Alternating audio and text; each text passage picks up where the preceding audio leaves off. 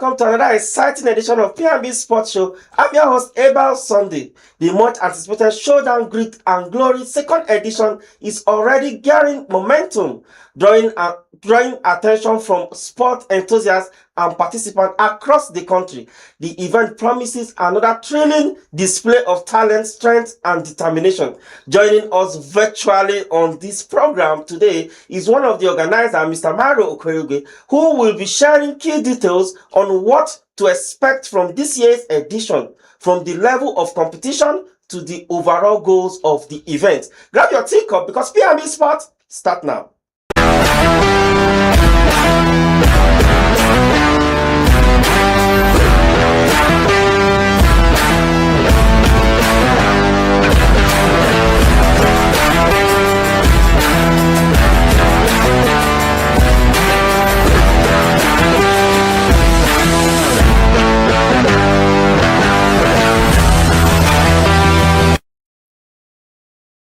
It's still P&B Sport teaching you live from the nation's capital. And I have with me Maru. Good morning, and how was your night? Good morning. We thank God it was fine. How was yours, sir? Well, of course I think we are expecting the Harmattan many times. So, we are in Europe. I don't know where you guys are, but we here in Europe we change weather frequently.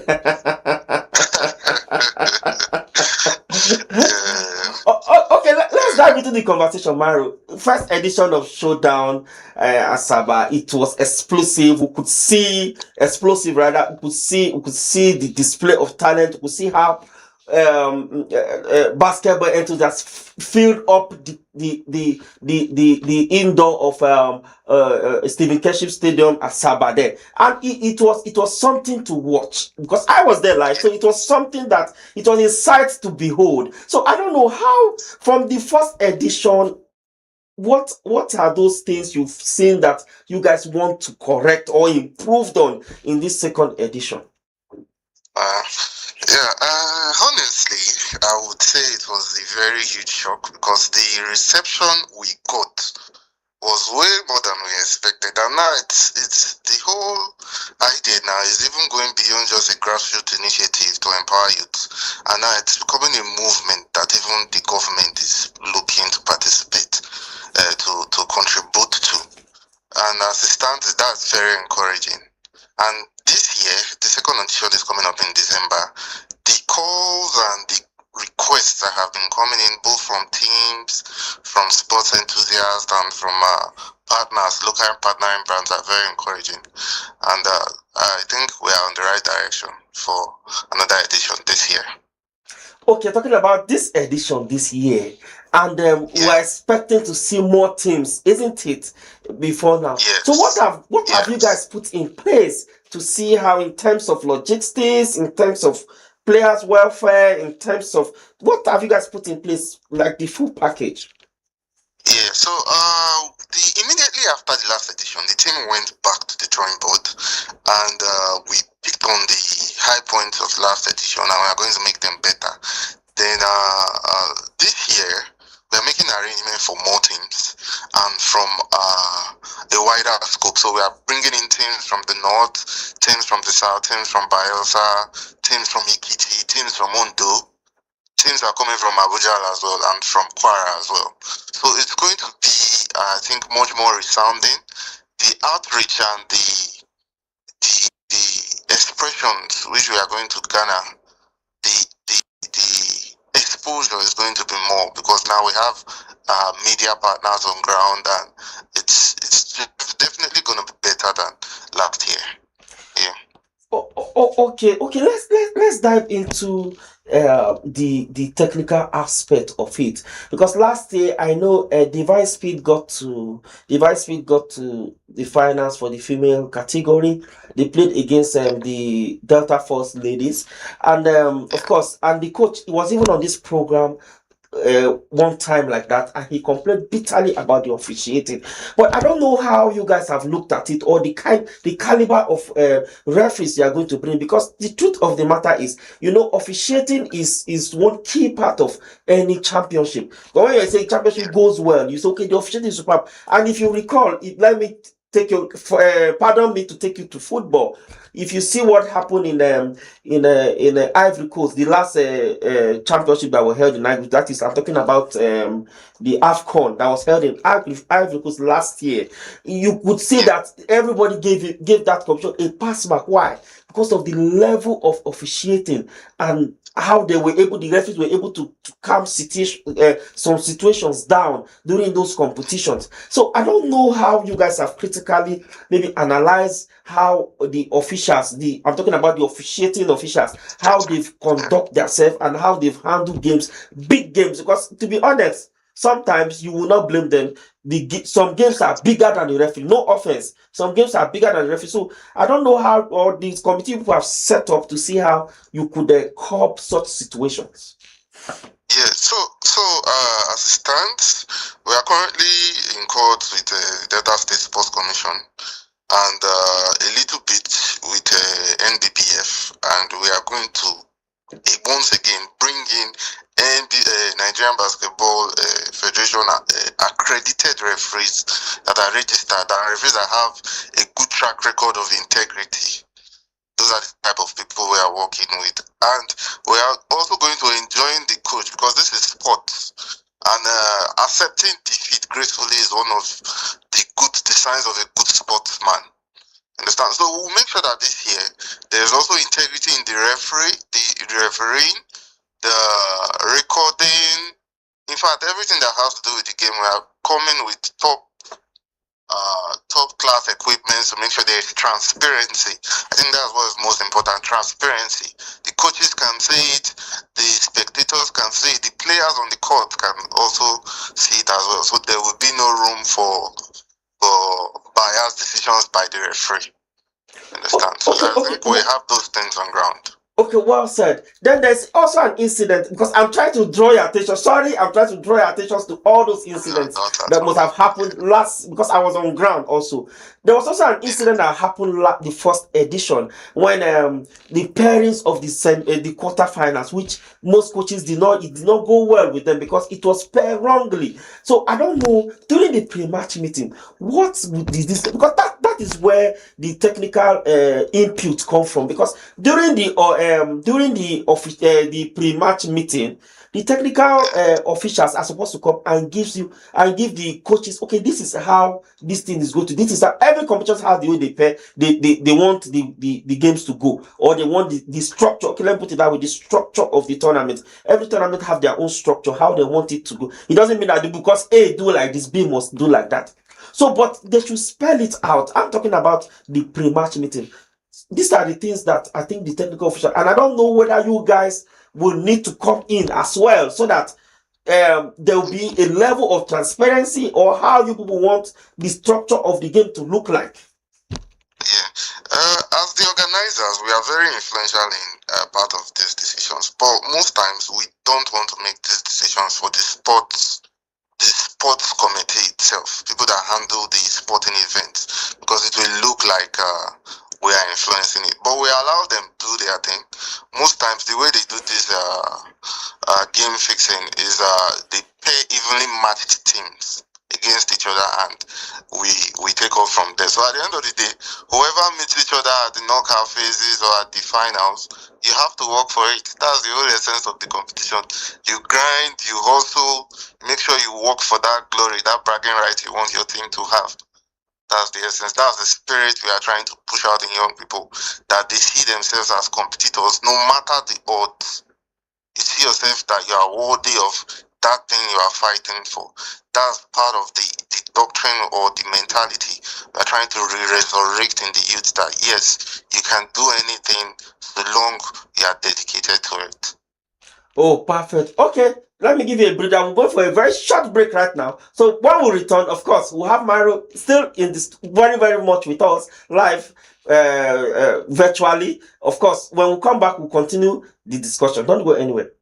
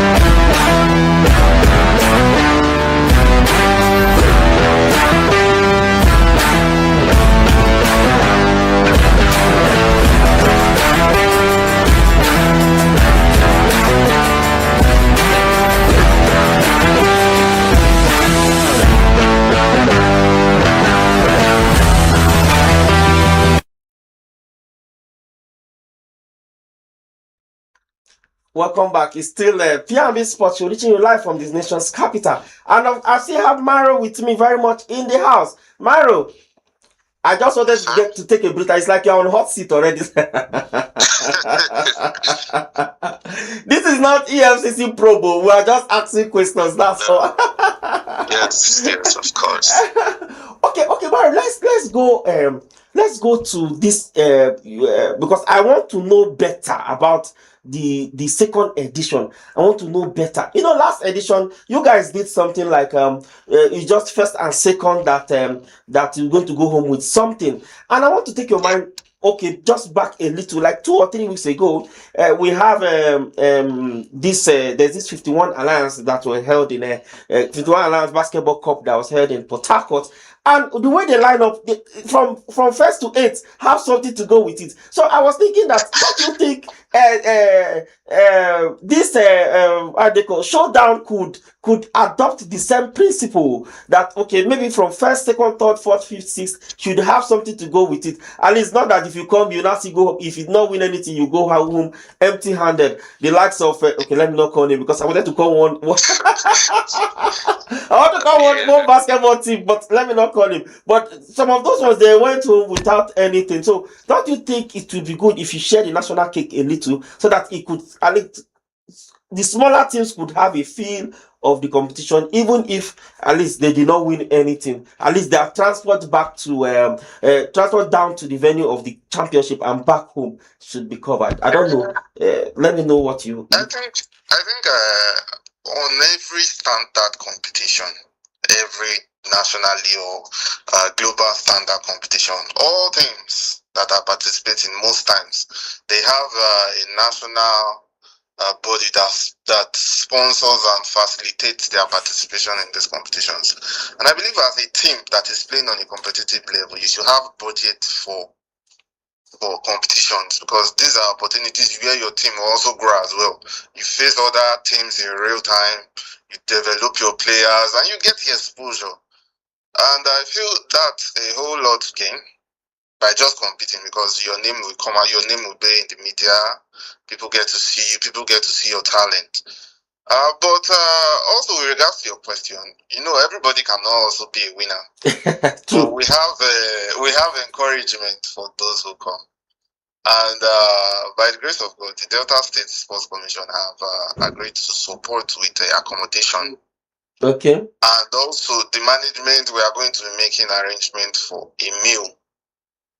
Okay. A meal, yeah, for the shareholders, that's the coach and the players per day.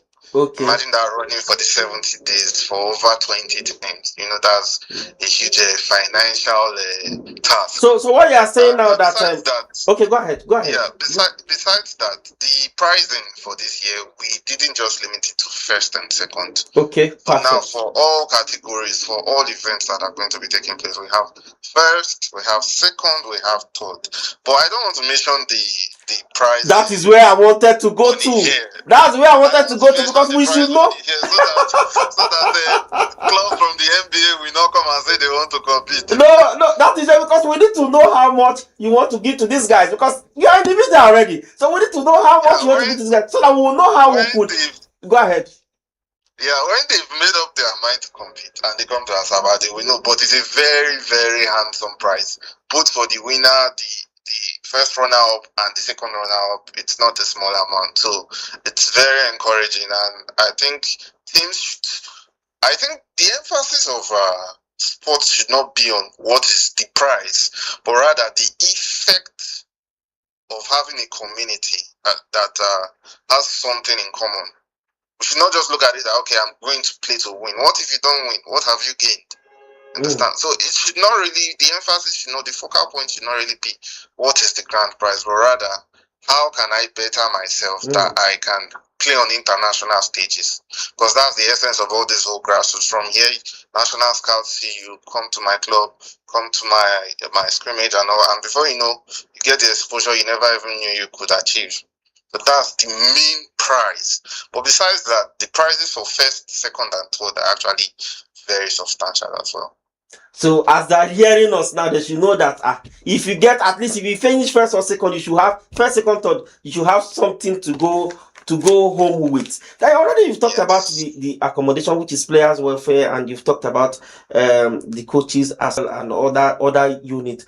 But the department I want to really come in for us to see is in terms of what about the medical? I don't know how you guys have arranged for the medical. We could have some kind of crisis even during play, some kind of accident during play. So I don't know what arrangement you guys have done in terms of those medical people.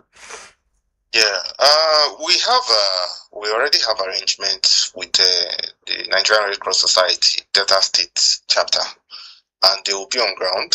Then we also have the local resident nurse there at the Sports Commission, which she will also be on ground with her staff. As well, we also have security agencies we're working with. We have security agencies that we're working with to make sure that there is safety and security for all who will be attending the event during the significant arrangement for the safety, welfare, and even the morale boosting provisions for the players, because you are going to be in a camp, a community with other teams. You get to see yourself, you get to train when it's not your game days, and you connect. We have all those arrangements on ground. So what we're expecting in terms of entertainment, even after playing, the players also need to be entertained. So what we're expecting, I won't expect any big name, the likes of Davido, Wizkid, or or Burna Boy. Davido's name, they will come and arrest me today. But we have this year we also going to be sharing more of the spotlight on entertainment, not just sports. So we are going to have shows in between games, halftime shows, timeout shows, talents, basically local talents are ready to wow and mesmerize the crowds are going to be there. And we also have some big names coming through, but I would reserve my comment on that. You want to play your cat. You want to keep your cat to your chest. I think that's the one. Yes. But I think it's kind of good if you can tell us now, so that people will expect. Okay, this is what. Of course, saying that you are committing yourself, yes, but people will expect. Okay. This person is coming to this show. Let me reschedule my time so that I can be there. But arguably, I think Asaba is always a very good host ground. You are talking about basketball, because you see that community, they love basketball. You always see people in that indoor sport hall, Stephen Keshi Stadium indoor sport hall. You always see people there. So I think always that is always a good. But again, before I know, as we try to wrap up, the main objective of this because of course you guys did not just organize this competition just like that, just because you want to throw away money. Of course, you have your objective. There's something you want to correct. There is a problem you've seen that you guys want to address in terms of grassroots basketball in particular, because that's the reason why you guys are doing this. So what is that goal you guys really want to address? Yeah, so growing up in communities like Delta, and we get to see that most of these sporting activities are only limited to when the government wants to do them. And most of the times, our players don't have, or our talents rather, don't have a wide range of options when it comes to outlets to display their talent and even to go pro. So what we're doing now is we are collaborating with the government, because we are not taking their space. Government is still a major stakeholder in youth and youth development and sports development. But now we are creating another door where young people can also come and shine. So it's to build and groom grassroots sports community to national and international levels that will be appreciated around the world. That's just the aim. To build the sports community in Nigeria, that okay, we can have national relevance and there's this cohesion that allows for proper development, which we don't see too clearly at this point in time. But that's the aim, that's what we are trying to achieve. So it's going to be going around from place to place, bringing up teams, bringing up talent, and just fertilizing them, and let's see where they grow into. Wow, I think that's a very good one. That's a very good one. But I hope we all get to the promised land. That where someday, let me just put it someday, because to be honest, like you rightly said, even the association is not really doing that well. But I will not say it's not their fault, because I will not put all the blame on them, because I think it's a collective effort, and that's the only way we can build a community. Just where you guys are coming in now from your own end, this is what you feel you could address, and other person can also come from the other angle and see a loophole that they can also address, and in collaboration with also the federation. And I think such a thing could come out stronger, because arguably we have a talent that need to be enhanced, and those talents, if we don't showcase them and give them the platform that they could do better and better and better, there's no way we could really discover them. And again, lastly, before I will let you go, the dates for the championship, has it been fixed? Yes. The competition is running. The whole competition is running from the 6th of December to 14th. Okay. But the basketball tournament is going to be running from on the 8th till on the 14th. On the 14th, we are going to have the final game. Yeah, that's the finale. Okay. Yes. Okay. Yes. Okay. On the 14th is the finals. Okay. That's 14th of December. That's perfect. That's perfect. So I've been talking to Mr. Maru Okerugwe, which is one of the organizer of the Showdown 2025 second edition. And of course, it promises to be a huge opportunity for all our athletes that will want to participate. But again, I don't know how many teams are expected to be in this year's edition. Yeah, so for male, we have 12 male teams, and for female, we have 10 female teams. Okay, 12 male teams, 10 female. That's in total. We have 22 teams that are coming in. Oh, that's a lot. Okay, on that note, I want to thank you very much indeed, Mr. Maru Okorigwe, for your analysis and all the details, the key details you came to share with us on this program. Thank you so much, Mr. Maru. Yeah, thank you very much, sir. All right. So that's the start of our program this morning. You can connect with us in all social media platforms on YouTube and Facebook at Politics and Business TV.English, on IG at PNBTV_English, and on X at PNBTV_ENG. I'm Abel Sunday, and from me and the entire team right here in Abuja, I say goodbye.